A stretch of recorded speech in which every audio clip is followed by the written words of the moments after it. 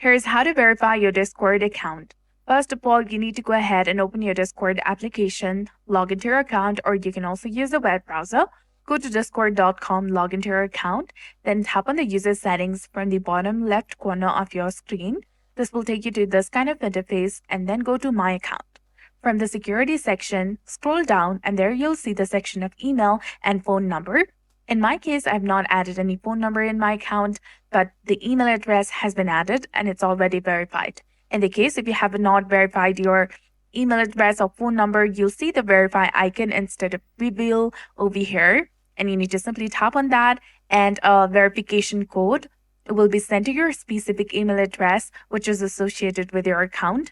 You need to go ahead and open the email and then tap on the verify email button, and this will redirect you to a page confirming that your email has been verified.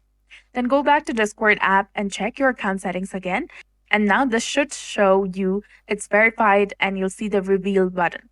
So that's it for this video. I hope you found this helpful. If you did, please like, share, and subscribe. Thanks for watching.